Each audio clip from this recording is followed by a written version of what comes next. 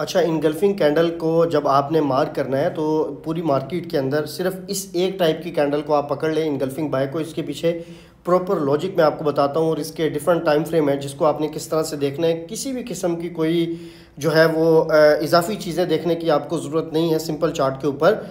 Simple सी logic ये है कि जहाँ पर आप देख रहे हैं कि एक रेड कैंडल है और उसके बाद एक ग्रीन कैंडल है, इसका मतलब ये है कि ये इनगल्फिंग बाय है, यानी कि जो सेलर्स थे उसको इनगल्फ कर लिया बायर्स ने, और तभी मार्केट के अंदर ग्रीन कैंडल बनी और उसने ऊपर जाके क्लोजिंग दे दी। अब ये कैंडल किसी भी टाइम फ्रेम की हो सकती है और इसके टाइम फ्रेम को किस तरह से देखना है वो चीज़ तो मैं आपको आगे बताता हूँ इसी वीडियो के अंदर।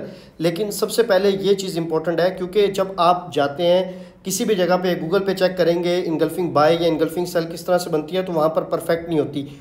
इसके लिए सबसे इंपॉर्टेंट जो चीज़ है वो ये है कि जो आपकी रेड कैंडल है, इनगल्फिंग जो रेड कैंडल है, इसके ऊपर देखेंगे आप एक वाइट लाइन लगी हुई है। इसका मतलब है कि ये इस कैंडल का यानी कि प्रीवियस कैंडल का एक हाई था कि यहाँ तक प्राइस आई थी और उसके बाद नीचे चलेगी।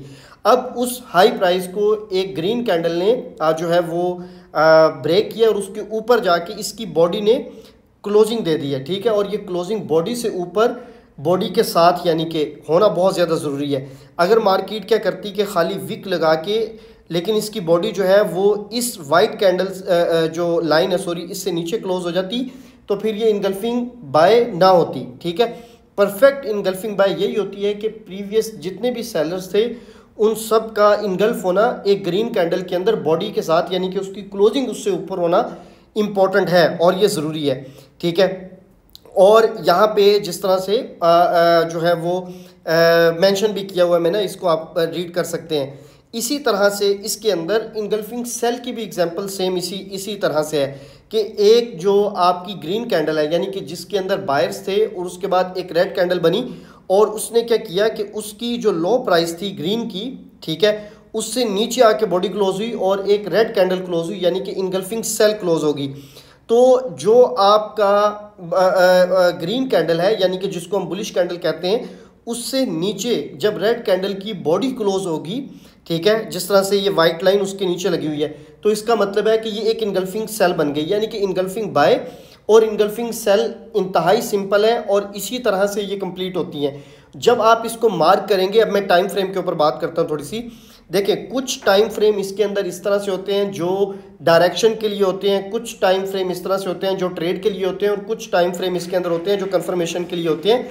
लेकिन सब के सब जो है टाइम फ्रेम वो इनगल्फिंग के ऊपर ही आप देखेंगे तो आपको बहुत इजीली समझ लगेगी। इसको मैं थोड़ा सा एक्सप्लेन कर देता हूँ और बाकी जो एडवांस एक्सप्लेनेशन है वो नेक्स्ट वीडियोस के अंदर मैं कर दूंगा आपको इंशाल्लाह। अब यहाँ पर एक चीज़ हमने देखनी है, फॉर एग्जांपल कि अगर मार्केट H4 और डेली के टाइम फ्रेम की तरफ जो है वो आ रही है या इसके अंदर खड़ी है, तो इसका मतलब यह है कि अगर H4 की इनगल्फिंग बाय पड़ी हुई है या डेली की इनगल्फिंग बाय फॉर एग्जांपल जो है वो पड़ी हुई है और मार्केट ऊपर से नीचे की तरफ आ रही है, तो हमें इन इनगल्फिंग बाय को मार्क करना है और उसके अंदर सिंपल H1 15 मिनट के अंदर हमने जो इनगल्फिंग बाय पड़ी है इसको मार्क कर लेना है। यानी कि इसको हम कहते हैं फिल्टर इनगल्फिंग, ठीक है। एक बड़े टाइम फ्रेम की इनगल्फिंग के अंदर स्मॉल टाइम फ्रेम की इनगल्फिंग को हम मार्क कर लेते हैं और उसके अंदर से हमने ट्रेड देखनी है।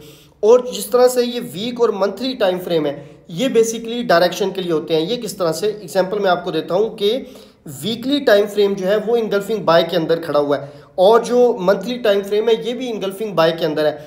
लेकिन जब आप उस मंथली टाइम फ्रेम की इनगल्फिंग बाय को मार्क करेंगे तो वो एरिया जो है वो काफ़ी बड़ा होगा। हो सकता है कि वो 400 पिप्स का हो, 500 पिप्स का हो, तो उसके अंदर होगा ये कि अब बड़ा एरिया तो बाय का है लेकिन उसके अंदर अगर H4 की इनगल्फिंग सेल पड़ी हुई है तो इसका मतलब यह है कि इस H4 की इनगल्फिंग सेल से मार्केट डाउनसाइड की ट्रेड तो दे सकती है लेकिन शॉर्ट टर्म की, ठीक है, क्योंकि डायरेक्शन जो है वो अप साइड की है। तो अगर हम यहाँ पर H4 की ये डेली की इनगल्फिंग बाय देखेंगे और उसके अंदर जाके हम फिल्टर करेंगे तो वहाँ पर जो हमें अप साइड की ट्रेड मिलेगी वो ज़्यादा अच्छी मिलेगी। तो ये एक सिंपल सी चीज़ है जो आपको चार्ट पे देखने से ही समझ आ जाएगी। किसी भी किस्म के इंडिकेटर की, किसी और चीज़ की जो है वो ज़रूरत नहीं है। इस चीज़ को आप सिंपल प्रैक्टिस करें अपने, चाहे लास्ट 1 मंथ की बैक टेस्टिंग करके देख लें ट्रेडिंग व्यू के ऊपर जाके, ठीक है, और आप इसको चेक करेंगे तो आपको पता लगेगा कि अगर आपको ट्रेड नहीं पता लगता कि डायरेक्शन किस साइड की है या किस साइड की ट्रेड लेनी चाहिए,